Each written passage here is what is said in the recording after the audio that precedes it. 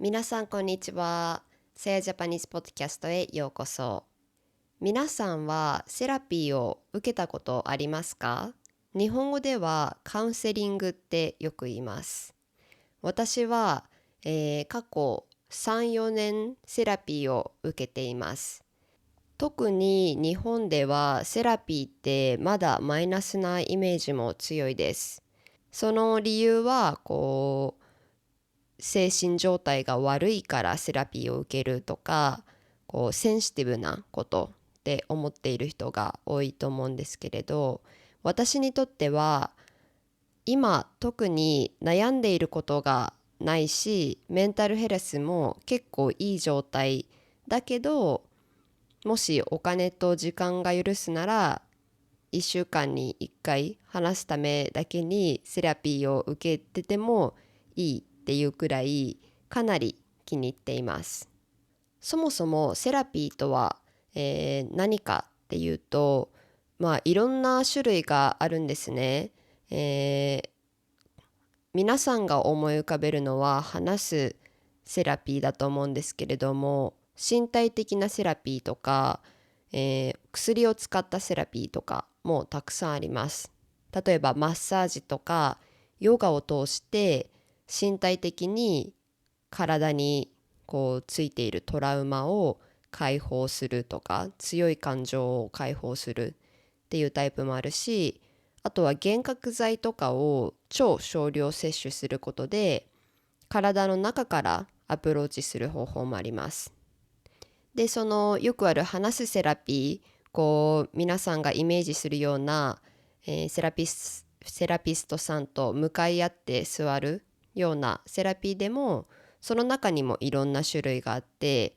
例えばトラウマになった出来事について少し話して、でその後目を左右に少し動かして、でまたその時に浮かび上がった感情について話して、でまた目を動かすみたいな身体的な、機能と話すことを組み合わせたようなものもあります。で、最も一般的というか、多くの人が受けるセラピーが話すだけのセラピーなんですけれども、心理学用語では、認知行動療法 Cognitive Behavioral Therapy と呼ばれています。今回この療法について話していくんですけれども、私の知識は大学で、心理学の授業を受けて以来なので、医療的なちゃんとした、情報については皆さんご自身で調べてください。で、私はこの認知行動療法を使ったセラピーをずっと受けてきたんですね。で、私にとってこの認知行動療法を使ったセラピーがどんなものかっていうと、もし脳がクローゼットだったとしたら、クローゼットの中にいろんな服とか物とかいらないものがごちゃごちゃ絡まり合って入っていて、でセラピーを通してその、クローゼットの中のものを一旦全部外に出して、一度に全部外に出す時もあるし、一つ一つちょっとずつ外に出していくこともあるけれども、一旦外に出したものを一つ一つ手に取って、眺める。もしいらないものは捨てる。しばらく見ていなかったアルバムとかは目を通してみる。で、その後それを一つ一つ、元に戻していくんだけど、今度はごちゃごちゃじゃなくて正しい位置に正しい方向を向けて、きれいに整頓して戻していくという感じです。このタイプのセラピーの目的を簡単に言うと、認知の歪みとかズレを直すことです。認知の歪みとかズレのシンプルな例は、友達が返信してくれない。だから彼は私のことが嫌いなんだ。といった考え方です。実際は友達は体調を崩しちゃってどうしてもできないとか、どうしても、仕事をしないといけないだけなんだけど、それを自分への嫌悪とか攻撃のように受け取ってしまっている状況ですね。このような状況でセラピーでやることは、まずはなぜこの歪みが発生しているのかを見つけ出すこと。例えばセラピストさんは、子供の時の親との関係性とか今まで似たようなことがあったか聞き出して、そこから例えばじゃあ子供の時自分の親はよく急に機嫌が悪くなって私に対して怒ったりしていたので、その時から、周りの人の機嫌を伺って顔色を伺って怒られないように嫌われないように、先回って行動する癖がついたっていうような、癖を発見するんですね。で、ここまでが認知の歪みに気づき、それがどこから発生しているのかを理解することで、ここからはそれを修正していく。で、修正するには話しながらやっていくこともあるし、行動を使うこともあります。例えば話しながらなら、あなたは返信し忘れたことありますか？その時なぜですか？友達のことが嫌いだったからですか？違いますよねとか、返信できない理由を10個挙げてみましょう。彼との普段の関係性はどうですかとかね、そういった会話から、自分は事実をひねって考えてしまっていたんだとかいうふうに気づくことで、行動を使う場合は、じゃあ例えば今度返信が来なくて不安な時は、その場でイライラする代わりに外に出て運動してみましょうとか、じゃあ呼吸をして落ち着くために呼吸の練習を今セラピー内でやってみましょうとか、もしくはその場で感情に任せて友達に怒ったりせず、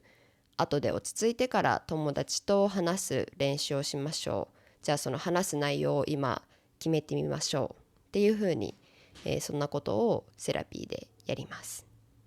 この方法のセラピーを続けていると、人それぞれいろんな効果とか変化を感じるようになります。で、私の場合一番感じている効果は、自分の感情を自分で説明して、で必要な対処を自分で取れるようになったということです。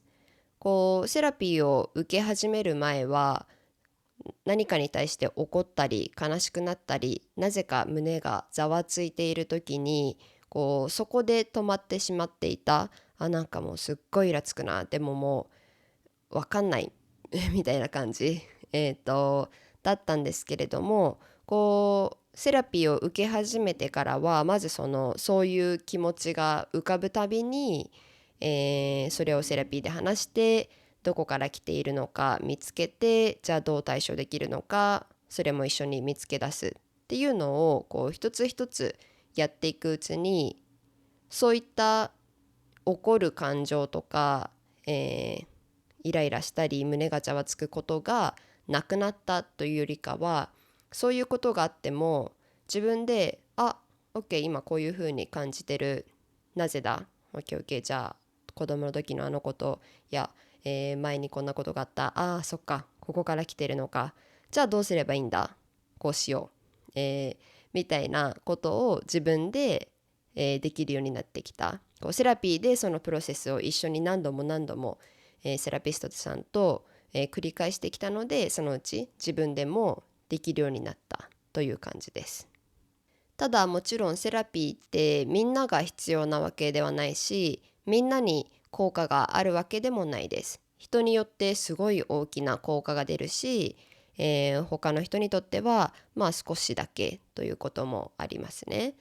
で、さっきセラピーの種類をたくさん挙げたんですけれども、そのどれが合うかっていうのも慎重に判断するべきこと。私が思う範囲で言うと、例えば私にとってはさっき言ったように認知行動療法を続けて認知の歪みを取る思考プロセスっていうのがもう自分でできるようになっちゃったので、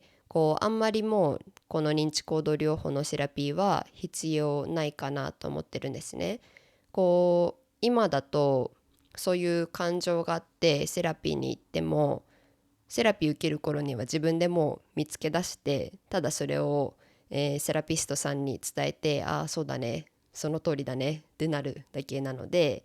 セラピーを受け始めて最初の数年は週に1回とかさっき言ったように行っていたんですけれども、今はそうだね、3ヶ月半年くらい受けない時もあります。皆さんここまで日本語どれくらいわかりましたか？もっと上達したいと思っている方には、私が運営している日本語学校さやジャパニースクールで1対1のレッスンを受けることをお勧めします。今回はともこ先生をご紹介します。ともこ先生は以前に、6ヶ月で日本語が上手になる方法っていうのを、ポッドキャストのエピソードで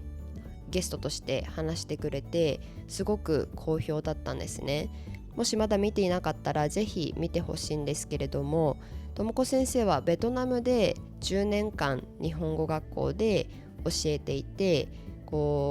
日本で働きたいベトナム人、つまりあまり時間とかがなくて急いで上達しないといけない人たちに教えていたんですね。なのでその時に使っていた、すぐに上達できる方法を紹介してくれました。で、サヤズでは基本的には JLPT とか試験対策を担当されています。10年の経験がある素晴らしい、先生なので、ぜひ、トライアルレッスンを受けてみてください。今でもまだその半年に1回とか3ヶ月に1回受ける理由の一つは、たまたまなんかこれ気になるな、わからないなっていう自分のことでわからないことが出てきた時、例えばこの前セラピーを受けた理由を挙げると、急にそういえば姉との関係ってあんまり話していなかったなと思って、セラピーで親とか、子供の頃のバレエの先生とかそういう関係はいろいろ話してたんですけれども、姉に関してはお姉ちゃんと仲いいですか？もうすっごい仲いいです。昔はよく喧嘩してたけど、だけで終わっていたので、そういえばその昔よく喧嘩していたそのことを話してみたいなと思って、そのためだけに、1時間使って話してみた。で、別にそれは姉と問題があったからじゃなくて、もう全然ないけれども気になったからっていうだけです。で、もう一つの理由はそういうふうに自分でいろいろ考えて思考プロセスができるようになったけれども、やっぱりその考えたことを全部吐き出せる相手がいるっていうのはすごくいいし、で友達にもそういうこと正直に話せるんですけれども、やっぱりセラピストさんってお金を払っているので、その時間中は好きなだけ自分の話をしていいし、もし間違っていたら直してくれるし、専門家としての意見も付け加えてくれるので、もうすっごくいい話し相手なんですね。で、今受けてみたいなと思っているセラピーはさっき言った目を動かしながらトラウマについて話すとか、身体的なセラピーとかですね。認知行動療法で自分の現在の劣等感とか、怖いことトラウマとかがどこから来ているかっていうのは分かったんだけど、分かったところでそれを修復するのってやっぱり話すだけじゃ結構難しいこともあるんですね。なので身体的なセラピーとかを使ってもっと強くそのトラウマについて向き合っていきたいなと考えています。なのでセラピーを受けてもあんまり効果が出ないかもしれないケースは、こういうふうにすでに自分で自分の感情を整理して言語化できちゃう人もいるし、あとはそもそもそんなにいろんなことにストレスを感じたり精神的な影響を受けにくいっていう、ラッキーな人たちもいますよね。で、逆に心のガードがあまりにも頑丈すぎて効果が出ないっていう人もいます。セラピーってすっごい大変疲れることなんですね。さっき言ったようにクローゼットの中のものを全部引っ張り出すんですけれども、もし頭や心が柔軟な人は本当に奥底まで手を突っ込んでものを引っ張り出すので、もちろん長年いろんなものを入れてきたクローゼットには見たくないものもあるし、忘れていたけど未だに心を痛ませるものとか、あとは生き抜くためにあえて体が感じないようにしていたような感情もあるし、そういったものを全部引き出して、でしかも目をそらさずにまっすぐ心を向けて全てのことに一つ一つ向き合わないといけないので、かなりメンタルにきますね。でもちろん毎回そんなに激しいセッションにはならないかもしれないけれども、セラピーを受けている他の友達ともよく言うのは、セラピーを受けた後一旦ちょっと休んで心の回復が必要みたいなことも、たくさんあります。あとはかなり自分に正直でいないといけない、言いたくないことを言わないといけない時もあるんですね。人間誰しも自分ってこんなに醜い子供じみた感情あるんだ、こんな考え方しちゃってるんだみたいなことがあると思うんですけれども、そんなこともセラピーで言えるのが理想的なので、人によってはどうしてもそんな生々しい感情セラピストの前でもさらけ出せないっていう人もいると思うんですね。で、私もこんなに長年セラピー受けてきて、今でもセラピストさんにたくさんの質問されて、でも胸の奥底らへんにちょっと待って、もしかして自分そんな感情あったのみたいなのを見つけて、それを一瞬言うか言わないか迷う。セラピストさんにこんな醜い感情があるのを言うのは結構気が引けるけれども、それを言わなかったら本当に本当の意味での認知の歪みを直すことは難しいかなと思って、頑張って言うっていうことがあります。で、そういうことができなかったら別にそれが悪いというわけではないんですね。特に一つ上の世代ではそういった感情を抑え込んで強く生きれっていうふうに言われながら育った人もいいので、その方法でこれまでうまくやってきた人たちもたくさんいると思うので、それはそれで全然いいと思うんですね。で、あとはセラピー受けるまでは良かったんだけど、認知の歪みとかが頑丈すぎてなかなか効果が現れないっていう場合もありますね。私の知り合いですごく自己中心的な行動をしていて、大切にしてくれていた友達とかも平気で傷つけたりしていて、でそのせいで友達がだんだん離れていってしまったんですね。でそこでその人はセラピーを受け始めたんですけれども、受け始めて最初に私に言ったことが、セラピストさんと話して、もう私は周りの人のことなんて気にするのやめたって言っていて、多分その何が起こってるかの表面的なことだけ伝えて、自分が周りのことを傷つけたっていうことに気づけていないまま、セラピストさんはじゃあそんな離れていってしまう人のことなんて気にするなみたいなアドバイスをあげちゃったのかなと思って、なんかセラピー受けていてもそれをうまく活用できていない例なのかなと思いましたね。多分長く受けている間にだんだん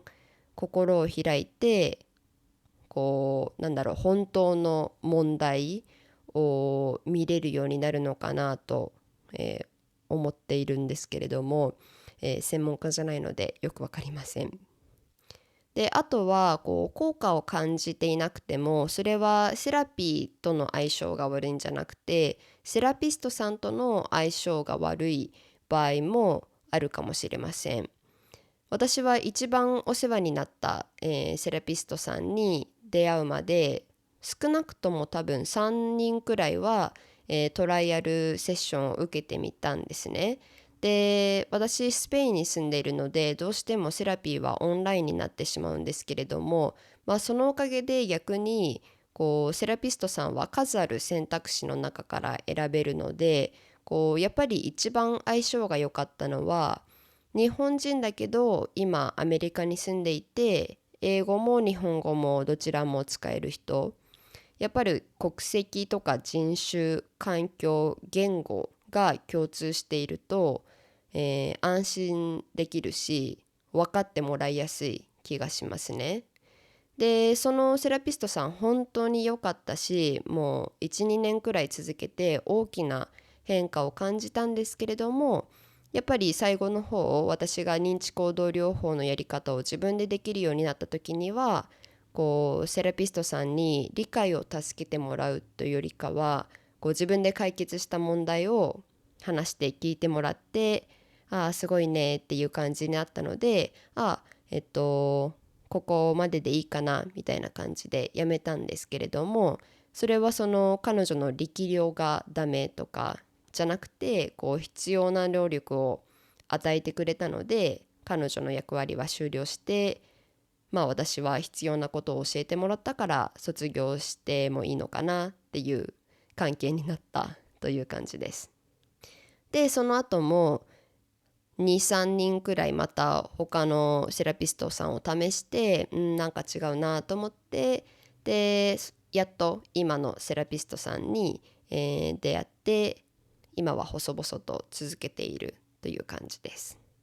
で、私も多分半年か1年くらいずっとセラピーを受けていない時があって、で別にそれはもうセラピーがいらないというわけではなく、もうたまに6ヶ月後とかに同じセラピストさんに1回だけいいですかみたいな感じで受けたい時だけ戻ってくるっていうこともあります。なので皆さんセラピーを受けるっていうと毎週毎週行ってお金もかかるし時間もかかるしっていうイメージがあるかもしれないんですけれども、そんなことはなくたまに受けるだけでもいいんですね。ちなみにここだけの話ですが、セラピーって高いですよね。で、私昔ベターヘルプっていうよく皆さんも多分知っているプラットフォームを使っていたんですけれども、あそこってなんかいろいろ自分の情報とか載せるときに、自分は低所得です、収入が少ないですっていうと割引してくれるんですね。で、別に収入が低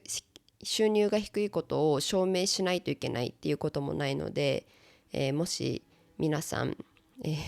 安く受けたい場合は試してみてください。今ちょっと同じシステムかわからないんですけれども、大きな、会社なのでこういった情報を流しています。それでは、皆さんどうでしたか？皆さんはセラピーを受けていますか？受けていませんか？どのような、イメージを持っていますか？ぜひコメント欄で教えてください。それでは最後まで聞いてくれてありがとうございました。また次のエピソードでお会いしましょう。If you want to learn Japanese more interactively, you can find the best teacher for you at Saya Japanese School, a quality-first online Japanese school founded by me. Visit sayajapanese.com for more information. Thanks for your support and happy learning!